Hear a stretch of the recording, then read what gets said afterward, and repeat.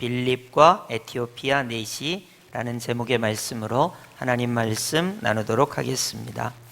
우린 요즘 전도와 선교에 힘쓰는 6월을 맞이해서 예수님께서 삭개오를 만나주시고 소경 바디메오를 만나주시고 또 사도 바울은 감옥에서 간수를 만나고 또 귀신 들린 여종을 회복해 하는 그런 내용의 말씀을 들었습니다. 이제 오늘은 평신도로서 빌립 집사님께서 에티오피아의 내시를 만나는 장면을 오늘 살펴보도록 하겠습니다. 제가 이제 평신도라는 말을 강조했습니다. 여러분, 예수님은 메시아 그리스도이시니까 특별히 복음을 전하시는데 특별한 이유가 있었겠지요.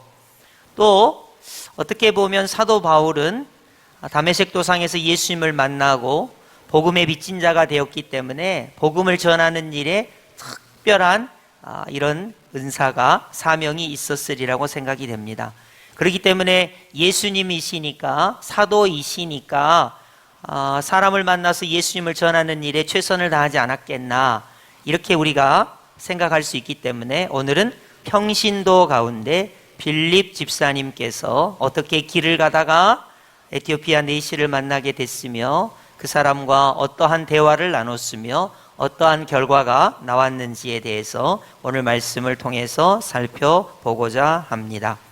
오늘 본문은 뜬금없이 이렇게 시작합니다. 갑자기 사마리아에 잘 있는 빌립 집사님더러 성령 하나님께서 말씀하시기를 예루살렘에서 가사로 내려가는 길로 가라 이렇게 말씀하시는 장면으로 시작하고 있습니다. 우리 다 함께 26절 합독해 보겠습니다. 시작. 주의 사자가 빌립에게 말하여 이르되 일어나서 남쪽으로 향하여 예루살렘에서 가사로 내려가는 길까지 가라 하니 그 길은 광야라.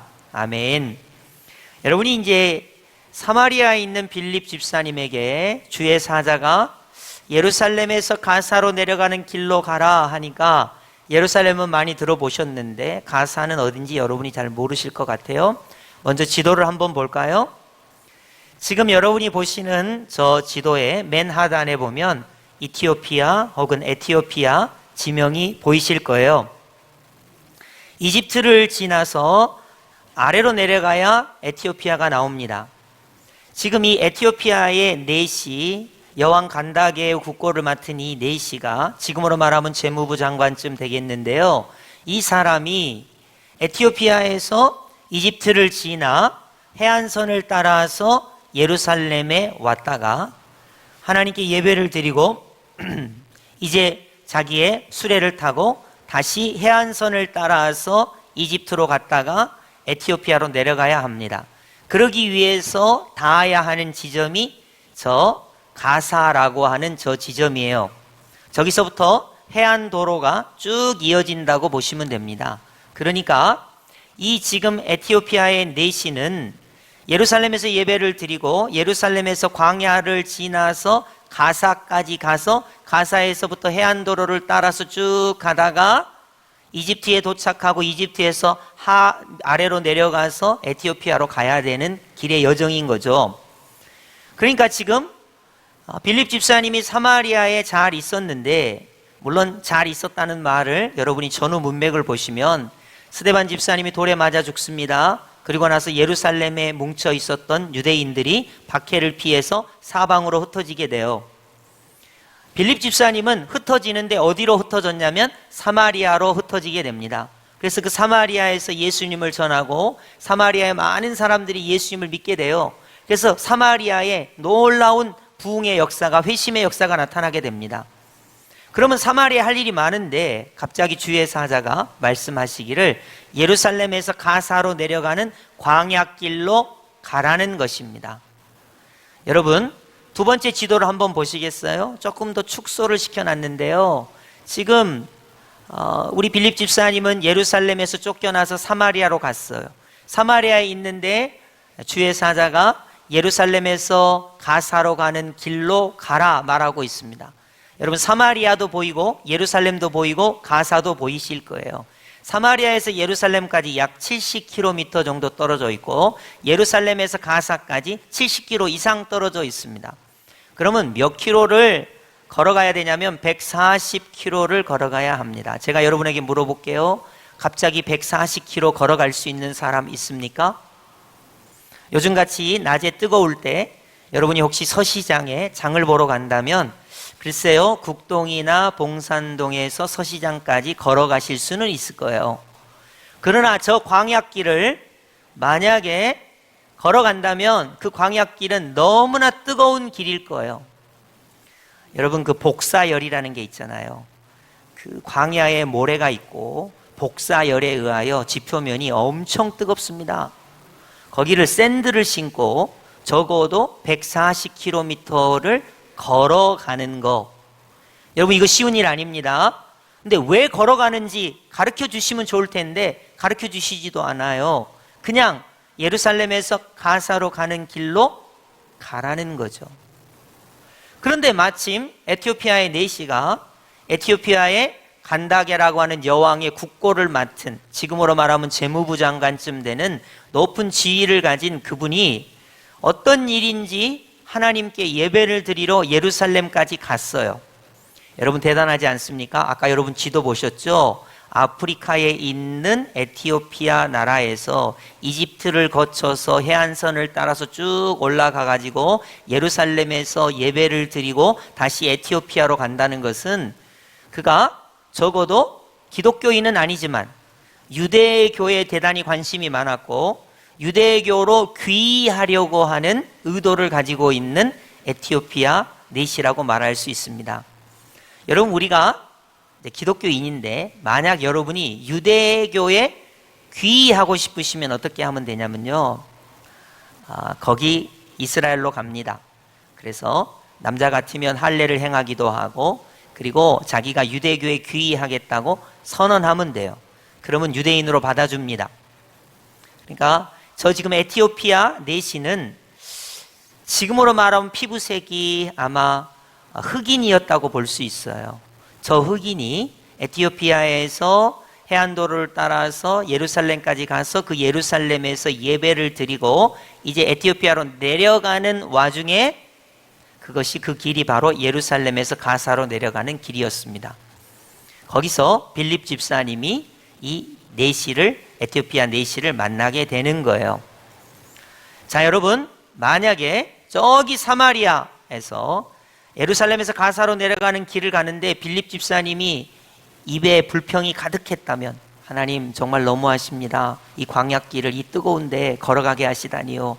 도대체 밑도 끝도 없이 누구를 만나라는 겁니까? 무슨 일을 하라는 겁니까? 그렇게 갔을까요? 아마 그러진 않았을 거예요. 기대하는 마음이 있었을 거예요.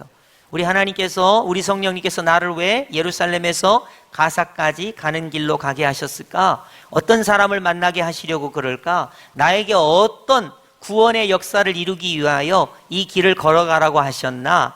아마 그런 마음으로 그 길을 걸어갔을 것입니다. 여러분, 일상이 여러분의 일상을 한번 되돌아보시기 바라요. 여러분의 가정은 하나님께서 주신 사명을 이루는 장소입니다. 과연 여러분은 가정에 갈 때 내가 남편과 아내와 우리 자녀들을 통해서 하나님의 영광이 나타나고 하나님께서 허락하신 이 행복한 장소에서 주의 영광을 드러내는 삶이 되리라, 그렇게 가정으로 들어가십니까? 아니면 원망과 불평과 혹은 여러분이 가지고 있는 어떤 고민을 가지고 가정으로 가십니까? 여러분이 직장에 가실 때, 그래, 하나님께서 내게 사명을 주셨어. 이 직장에서 그리스도의 향기를 날리라고, 예수 그리스도의 장성한 분량을 이루라고 이 직장 생활을 하게 하셨어. 그러니까 하나님께서 내게 허락하신 분들이야. 그런 마음으로 여러분은 직장에 가십니까? 아니면 한숨을 푹 쉬면서 목구멍이 포도청이니까 내가 가지, 이러십니까? 대부분의 사람들은 거의 다 후자예요. 여러분, 중세시대에는요, 신부님만 하나님이 주신 성직이었습니다. 중세시대는.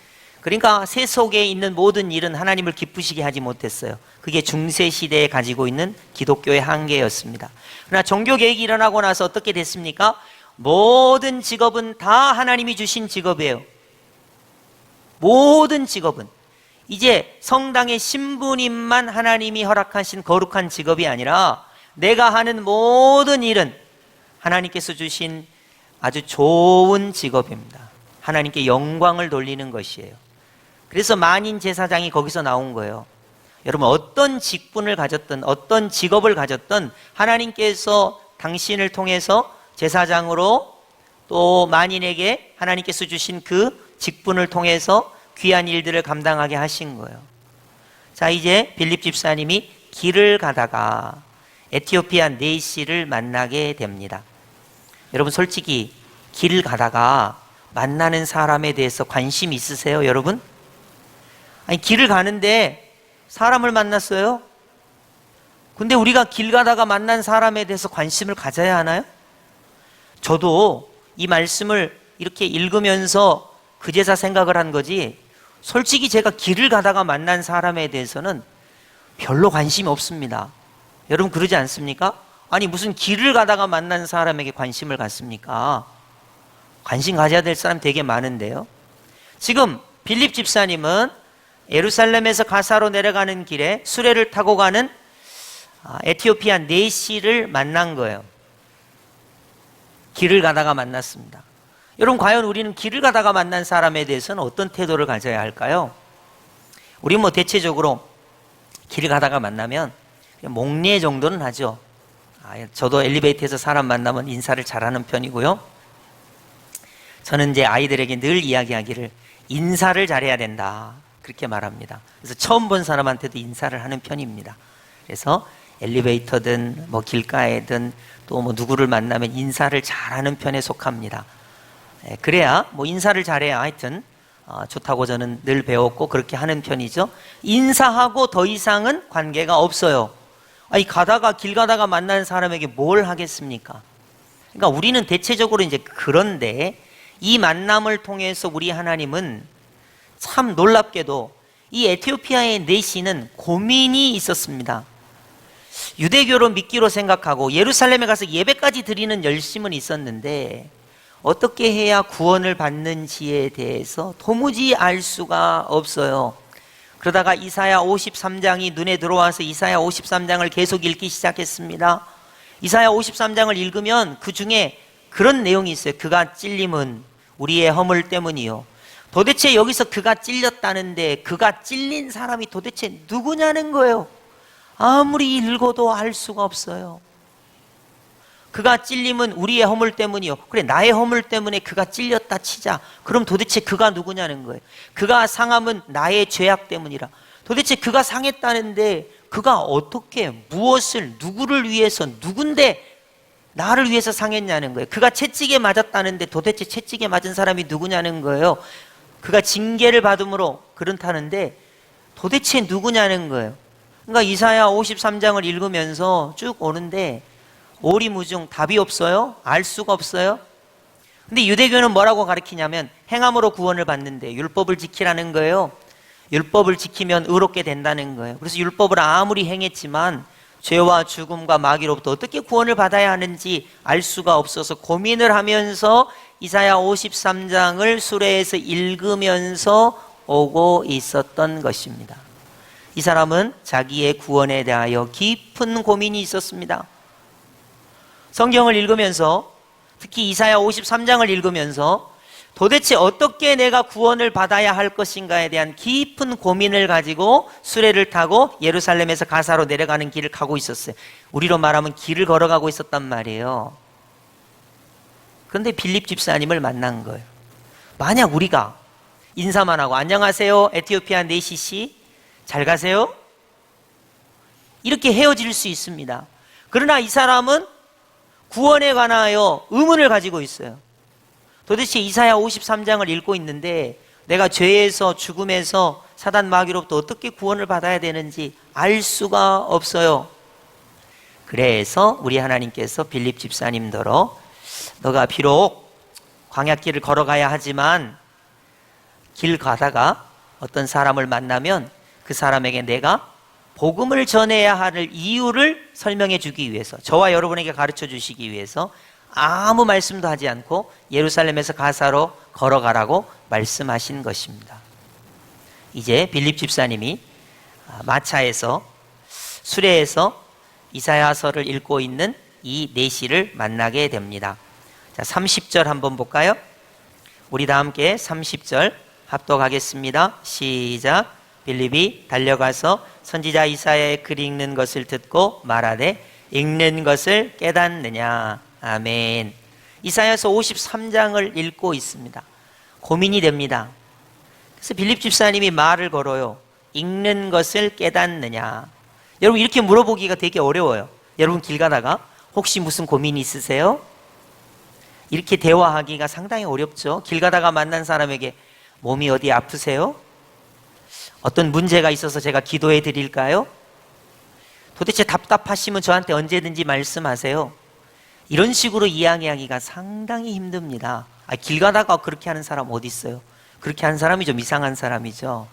그러니까 하나님께서 이사야 53장을 이 에티오피아 내시가 읽게 하고 이사야 53장이 궁금하도록 이 사람이 말하자면 예수님을 믿을 수 있는 마음의 상태가 되도록 되어 있는 사람이에요.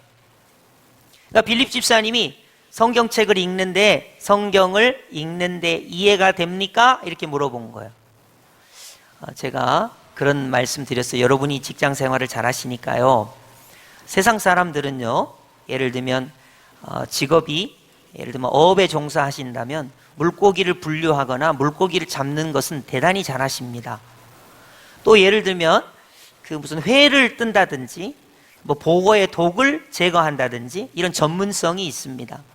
아니면 여러분이 건축업에 있는데 무슨 자격증이 있으면 이 건축업에 대한 그 자격증에 준하는 아주 기술과 아주 높은 어떤 그런 지식이 있어요. 세상 사람들은 그런 지식을 다 가지고 있습니다. 돈을 버는 거라든지 어떻게 저축한다든지 청약을 어떻게 한다든지 노후를 어떻게 준비한다든지 이런 것에 대한 지식은 어느 정도 있습니다. 그러나 여러분, 안타깝게도 죄에서 자유를 어떻게 얻어야 되는가에 대한 지혜와 지식은 도무지 갖고 있지 않습니다. 아무리 고민하고 노력해도 죄에서 어떻게 자유를 얻어야 되는가에 대한 지혜와 지식은 없어요. 그건 누군가 가르쳐줘야 되는 거예요. 누군가 전해줘야 합니다. 어떻게 죽음을 이기고 부활과 생명에 우리가 연합해야 하는지에 대해서 세상 사람들은 정말로 모릅니다. 다른 건 잘해요. 자동차를 고친다든지 물건을 깎는다든지 뭐 집을 이렇게 늘린다든지 뭐 이런 기타 등등은 잘하지만 영생에 관하여, 죄에 관하여, 죽음에 관하여 어떻게 하나님의 자녀가 되는 것에 대해서는 모릅니다. 그러니까 고민하면서 살아가는 것이죠. 그래서 우리가 길을 가다가 빌립 집사님이 에티오피아 내시를 만났는데 물어보는 거예요. 성경을 읽는데 성경을 이해하느냐고 물어봅니다. 그러니까 에티오피아의 내시가 다음과 같이 말하고 있습니다. 이렇게 말하고 있어요. 어떻게 말하냐면요, 31절 상반절 보십시오. 대답하되 지도해 주는 사람이 없으니 어찌 깨달을 수 있느냐. 그가 찔림은 그랬는데 도대체 그가 누군지 몰라요. 그가 상함은 그랬는데 도대체 그가 누가 상했는지 몰라. 그가 징계를 받음으로 그가 채찍에 맞음으로 그랬는데 누군지를 모르겠는 거예요. 그래서 이제 여러분, 오늘 읽었던 본문 32절 한번 보시겠어요? 읽는 성경 구절은 이것이니 일렀으되, 잘 보세요. 그가 도살자에게로 가는 양과 같이 끌려갔고, 도살자에게로 가는 양과 같이 끌려갔는데 그가 도대체 누구냐는 거죠. 털 깎는 자 앞에 있는 어린 양이 조용함과 같이 그의 입을 열지 아니하였도다. 그가 입을 열지 않았다는데 도대체 그가 누구냐는 거예요. 33절 보십시오. 굴욕을 당했을 때, 그가 굴욕을 당했다는데 누가 굴욕을 당했냐는 거예요. 누가 그의 세대를 말하리요. 그의 생명이 땅에서 빼앗김이로다. 그의 생명이 빼앗겼다는데, 그가 죽었다는데 누군지를 모르겠는 거예요. 아무도 가르쳐주는 사람이 없다는 것이죠. 여러분, 세상 사람들이 우리를 보고 너 교회 다니지? 그런 정도는 압니다. 교회 다니지? 이 정도는 알아요. 그러나 죄에서 자유를 어떻게 얻는지, 죽음에서 어떻게 부활과 생명을 얻는지, 어떻게 사단 마귀의 그 흑암의 권세에서 하나님의 자녀가 되는지에 대해서는 짐작만 할 뿐이지 정확히 모릅니다. 정확히 몰라요. 그렇기 때문에 오늘 사는 우리는 누군가 구원에 대하여, 죄의 문제에 관하여, 죽음의 문제에 관하여, 사단 마귀에 관하여 내가 어떻게 자유를 얻어서 하나님의 자녀가 되는가에 대해서 깊이 고민하고 있습니다. 길 가는 사람들이, 직장에서 같이 마주치는 사람들이, 엘리베이터 안에서 나랑 인사하는 사람들이, 누군가는 잘 모르지만 어쨌든 그 사람이 내적인 갈등을 가지고 있다는 거예요. 그때 우리는 이제 그 사람이 우리에게 물어올 때, 이제 보통 형제요, 자매요 이렇게 묻지는 않죠. 아무개 씨, 내가 이런 고민이 있는데, 자녀의 이런 고민이 있는데, 육체의 질병 때문에 이런 아픔이 있는데, 내가 당면하는 고난과 역경 속에서 내가 정말 이렇게 힘들고 어려운데 나는 어떻게 해야 할까요? 라는 그 지점이 있다는 거예요. 라는 그 지점. 어떻게 해야 할까요? 라는 그 묻는 지점이 있다는 거예요. 물론 밑도 끝도 없이 그냥 막 예수님을 믿어라고 그렇게 이야기할 수도 있지만, 상대방이 길을 가다가도 분명히 지금 묻잖아요. 가르쳐주는 사람이 없어서 내가 알지를 못합니다 말을 하잖아요. 그러니까 대화가 되는 거예요. 이제 가르쳐주기만 하면 되니까요. 그래서 여러분이 이제 들어보셨는지 모르겠습니다만 고구마 전도법이라는 그런 게 있어요. 고구마가 바로 먹을 수 없죠. 고구마가 잘 익어야 돼요. 잘 익었는지 안 익었는지 보려니까 젓가락으로 한번 찔러보는 거죠. 고구마가 안 익으면 젓가락이 안 들어가요. 근데 고구마가 잘 익으면 푹 들어가죠. 아, 그러면 먹어도 되는구나 이렇게 되니까, 상대방이 적어도 내가 당신에게 어떻게 구원을 받아야 하는지에 대해서 물어보는 시점은 그가 아픔이 있거나 눈물이 있거나 시련이 있거나 고난이 있거나 힘든 것이 있거나, 적어도 내가 어떻게 해서 하나님의 자녀가 되어야 하는가에 대한 고민과 성찰이 있는 때라는 거예요. 그 길 가는 중이라도 에티오피아의 내시가 마차를 타고 길을 가고 있습니다. 도대체 나를 위하여 찔리고 채찍에 맞고 고난을 당하시고 나를 위하여 생명을 줘서 나를 구원한다는 이분이 누군가 질문하고 있을 때 만난 사람이 빌립 집사님인 것입니다. 근데 만약 빌립 집사님이 갑자기 탁 태도를 돌변하더니, 나는 바빠요. 지금은 그런 거 물어보지 마요. 내가 무지하게 바쁘거든요. 그리고 나는, 용서하고 들으세요, 인종차별주의자예요. 나는 흑인하고는 대화하지 않습니다. 그렇게 하면 되겠습니까? 여러분, 오늘날 많은 사람들이 내가 예수님을 믿는데 너무 차별을 해요. 나는 남자니까 여자하고는 차별이다. 나는 서쪽에 살고 있으니까 동쪽에 살고 있는 사람하고는 분리다. 나는 남쪽에 있으니까 북쪽에 있는 사람하고는 거래하지 않는다. 나는 파란색을 좋아하는 당이니까 빨간색을 좋아하는 당하고는 차별이다. 이런단 말이에요. 과연 길을 가다가 만난 사람이 영생에 대하여, 구원에 대하여 고민하고 내게 물어오는데 우리는 뭐라고 대답하고 어떤 행동을 해야 할까 하는 것입니다. 34절 우리 다 함께 합독하겠습니다. 시작. 그 내시가 빌립에게 말하되 청컨대 내가 묻노니 선지자가 이 말한 것이 누구를 가리킴이냐, 자기를 가리킴이냐, 타인을 가리킴이냐. 아멘. 누구를 가리키는 건가 몰랐어요. 그래서 빌립 집사님이 속 시원하게 이야기합니다. 예수님이다. 속 시원하게 이야기합니다. 자, 누가 너를 위하여 십자가에 찔렸는가? 예수님이 너를 위하여 찔리신 거야. 누가 너를 위하여 채찍에 맞았는가? 너를 고치시기 위함인데 예수님께서 너를 위하여 채찍에 맞은 거야.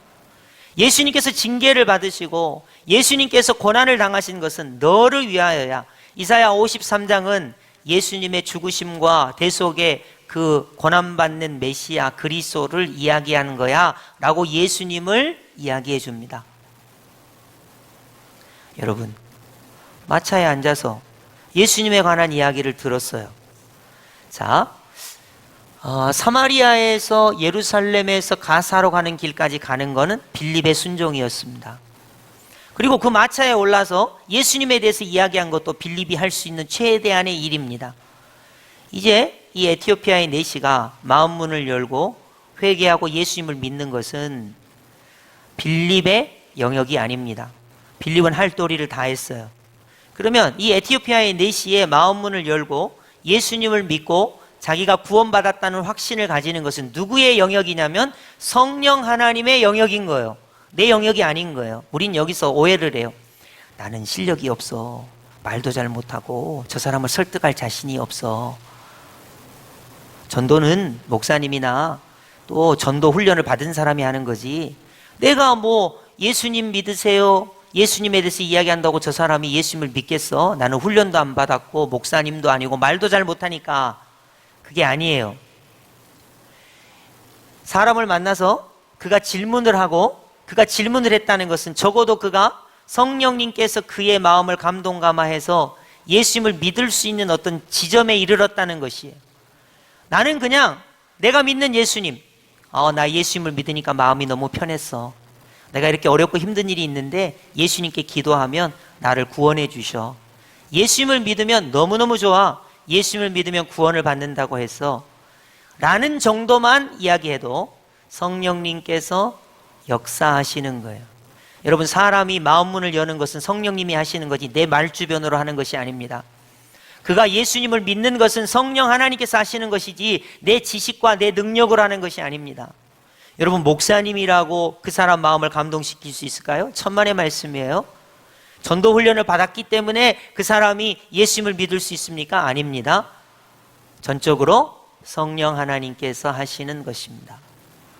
하필 그 시간에 이사야 53장을 읽고 고민이 됐던 것도 성령님께서 하신 것이고, 예루살렘에서 가사까지 내려가는 길로 밑도 끝도 없이 가라고 하신 분도 성령님이시고, 두 분의 만남을 주선하신 분도 성령 하나님이세요.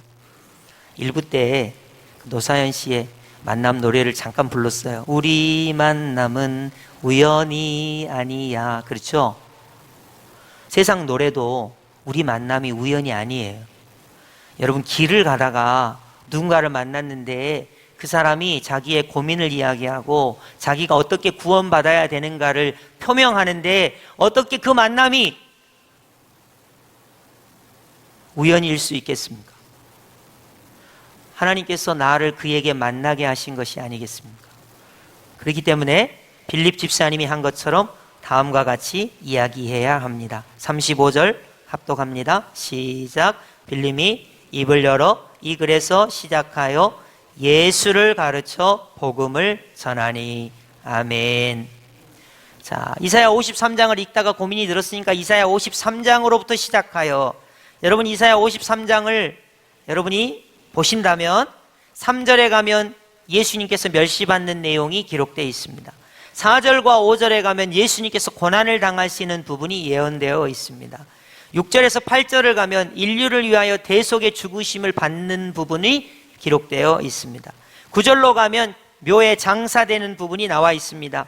10절, 11절 가면 다시 살아나시는 부분, 부활하시는 부분이 기록되어 있습니다. 12절에 가면 영광을 얻으실 것이 이사야 53장에 기록되어 있습니다. 그러니까 이사야 53장에서부터 시작해서 예수님을 증거한 거예요. 예수님이 메시아시다. 예수님이 그리스도시다. 예수님이 너를 위하여 죽으셨고 너를 구원해 주시는 구원자이시다 라고 빌립 집사님이 이 에티오피아 내시에게 이야기한 겁니다. 여기까지가 빌립 집사님이 할 일이에요. 그리고 나머지 부분은 성령 하나님께서 하실 일입니다. 성령 하나님께서 하실 일이에요. 자, 성령 하나님께서 감동감화시켜서 이 에티오피아의 내시가 바로 다음과 같은 행동을 하게 합니다. 36절이죠. 물 있는 곳에 이르러 그 내시가 말하되 보라, 물이 있으니 내가 세례를 받음에 무슨 거리낌이 있느냐. 아멘. 자, 한번 물어볼게요. 우리는 예수님을 설명하면, 예수님을 증거하면 100% 모두 다 예수님을 믿습니까? 아니에요. 그럼 빌립 집사님도 길 가다가 에티오피아 내시에게 예수님을 전했는데 예수님을 믿기로 했어요.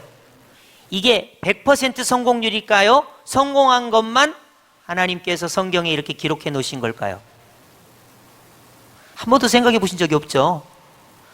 이게 빌립 집사님처럼 성령이 충만한 사람은 그냥 딱 전하기만 하면 100% 성공이지 어떻게 성경에서 이거 성공한 것만 이렇게 써놨을까? 여러분 성공했기 때문에 성경에 기록된 거예요. 만약에 빌립 집사님이 에티오피아 내시에게 예수님을 설명했는데 안 믿고 그냥 갔더라, 이게 성경에 이렇게 기록되어 있으면 분위기가 묘하잖아요. 그러니까 빌립 집사님이 예수님을 설명했을 때 대표적으로 제일 잘 믿었던 사람 에티오피아의 내시를 딱 성경에 기록해 놓은 것이죠. 그러니까 성령 하나님께서 이 에티오피아 내시가, 여러분 사실 에티오피아라고 하는 나라에서 예루살렘까지 성전에 예배하러 올 정도의 고민과 열심 같으면 얼마나 구원에 관하여 고뇌가 많았겠어요. 여러분 솔직히 우리 보고 예루살렘에 가서 예배하고 오라 그러면 우리는 못합니다. 우리가 여기서 지금 대한민국에서 예루살렘까지 비행기 타고 가가지고 거기서 예배 드리고 비행기 타고 또 다시 온다고요? 열 몇 시간을? 그러니까 이 에티오피아 이 사람은 몇 박 며칠을 성전에 가서 예배 드리고 올 만큼 구원에 관하여 되게 고민이 많았던 사람이라는 걸 알 수 있어요. 그렇기 때문에 빌립 집사님이 예수님이 너의 메시아 그리스도라는 말을 하자마자 성령 하나님께서 그를 감동감화하셨고 그는 예수님을 믿기로 작정합니다. 바로 그 순간이에요. 여러분 그래서 그 만남은요 우연이 아니고요, 그 만남은 영벌의 순간에서 영생의 순간으로 움직여지는 놀라운 만남인 거예요. 여러분 우리가 길을 가다가 어떤 사람을 만났어요? 근데 그 사람이 여러분에게 물어옵니다. 죄에 대해서, 죽음에 대해서, 고난에 대해서, 건강의 문제에 대해서, 천국에 대해서, 지옥에 대해서 어렴풋이 여러분에게 물어옵니다. 그때 여러분은 그 순간이, 그 만남이 하나님께서 여러분에게 주신 만남이라고 말씀하셔야 돼요. 믿어야 돼요. 그리고 그 사람을 위해서 최대한 예수님을 믿고 구원을 받는 것에 관한 여러분의 경험을, 여러분의 믿음을 여러분이 선언해야 하는 것이죠. 그러면 그 사람이 에티오피아의 내시처럼 예수님을 믿을 줄 누가 알겠습니까? 그 만남이 영생의 만남인 거예요. 여러분 그 만남을 우리가 허투루 해서는 안 됩니다. 제가 다시 한번 반복하겠습니다. 여러분이 가정에 갔습니다. 그 가정은 하나님께서 여러분에게 주신 만남의 장인 거예요. 여러분이 직장에 갔습니다. 하나님께서 여러분의 직장에 많은 사람들을 여러분과 만나게 하신 것은 이유가 있는 거예요. 그저 매사의 원망과 불평, 그 사람에 대한 감정, 그런 것으로 그 만남을 영생의 만남이 아니라 허투루 지나가게 하는 것으로 우리가 얼마나 많은 만남을 그렇게 소홀히 하고 있는지 우리가 생각해 볼 필요가 있는 것이죠. 그래서 좀 생각을 바꾸세요. 가정에 들어갈 때 나는 하나님께서 허락하신 귀한 만남을 가지러 가정에 들어가는 거예요. 여러분 직장을 향하여 갈 때 미워하고 원망하고 다투고 싸우고 분쟁하라고 그 직장에 하나님께서 나를 보내신 것이 아닙니다. 그 사람을 만날 때 길에서 가다가 만나는 사람일지라도 빌립 집사님과 에티오피아 내시와 같은 만남이 영생에 이루어지는 만남이 되는 것입니다. 자, 보라, 물이 있으니 내가 세례를 받음에 무슨 거리낌이 있느냐. 갑자기 세례를 받겠다는 거예요. 야, 세상에. 이렇게 그 사람이 갈급하게 예수님을 기다리고 있었던 것입니다. 자, 여러분 37절 보십시오. 37절은 모든 성경에 다 뭐라고 써 있습니까? 두 자로? 없음. 아, 없구나. 근데 맨 밑에 각주를 보니까 뭐라고 써 있습니까? 맨 밑에 각주 37절 같이 읽겠습니다. 시작. 빌립이 이르되 내가 마음을 온전히 하여 믿으면 가하니라. 대답하여 이르되 내가 예수 그리스도께서 하나님의 아들인 줄 믿노라가 있음. 이렇게 돼 있죠. 이런 거 안 써진 성경은 여러분 좀 바꾸세요. 써져 있는 성경으로. 이게 무슨 말이냐? 여러분 이제 성경이 66권으로 돼 있잖아요. 근데 원래 원본이 있어요. 원본. 성령의 감동 감화로 쓰여진 오류가 없는 원본이 있습니다. 그리고 이 원본은 다 사라졌어요. 그래서 사본만 존재해요. 사본만. 그러다 보니까 사본의 대부분이 37절이 없어요. 그런데 어떤 사본에는 이렇게 내가 예수님이 하나님의 아들이신 줄 믿노라가 있는 사본이 몇 개가 있습니다. 그러다 보니까 대부분의 사본에 없으니까 없음으로 해놓고 밑에 참고하라고 각 줄을 써놓은 거예요. 그러니까 이거를 종합해 보면 나 세례 주세요 이렇게 에티오피아의 내시가 말했어요. 그러니까 빌립 집사님이 내 마음에 온전히 예수님을 믿으면 세례를 줄 수 있다. 그랬더니 이 에티오피아 내시가 내가 예수님이 하나님의 아들이신 것을 믿노라 이렇게 대답하니까 세례를 줬다, 그런 말입니다.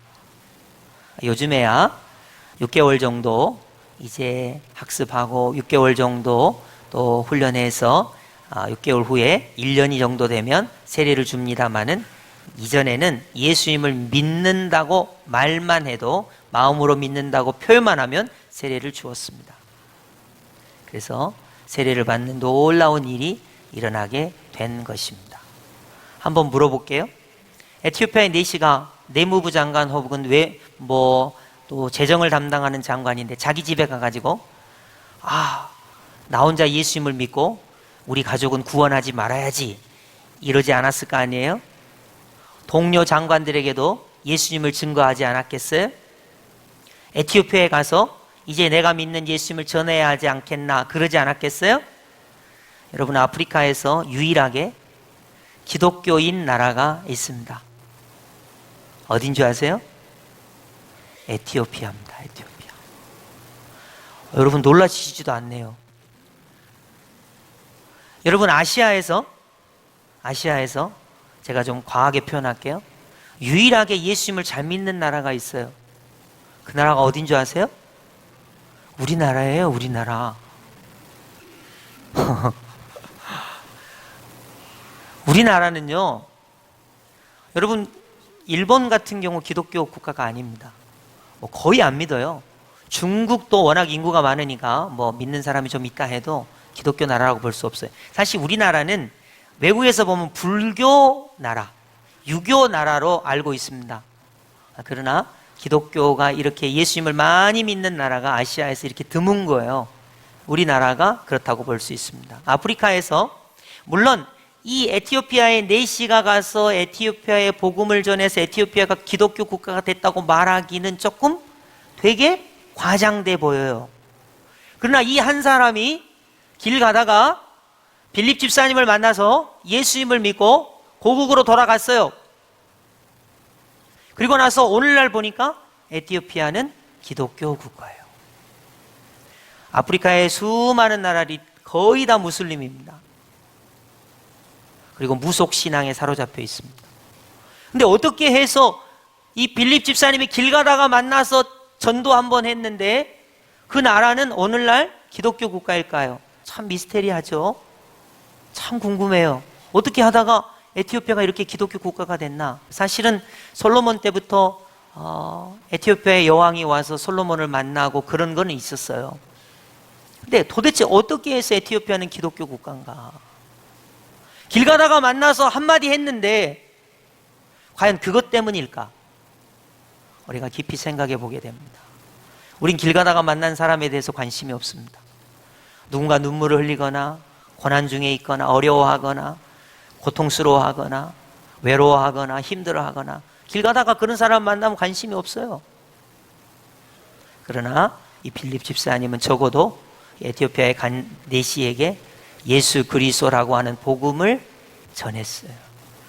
그래서 그가 세례를 받고 그가 변화되어 하나님의 사람이 된 것입니다. 자, 이제 둘이는 또 만났을까요? 죽고 못 사는 사이가 돼서 자주 만났을까요? 그러지 않습니다. 자, 39절 보십시오. 내시는 기쁘게 길을 가므로 그를 다시 보지 못하니라.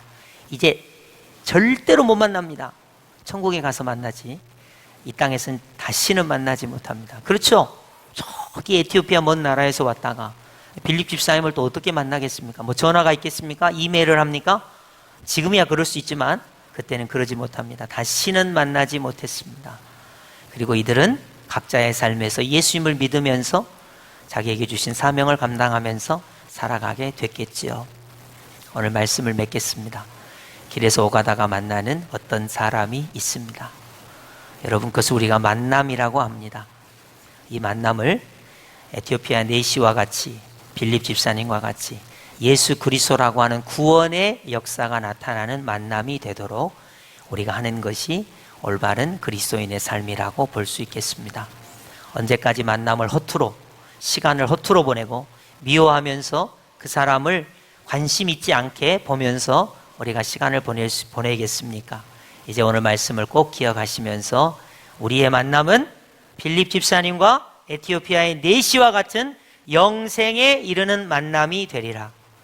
이 문장을 여러분이 꼭 기억하시고 오늘도 살아가시는 놀라운 은혜가 있기를 예수님의 이름으로 축복합니다. 아멘.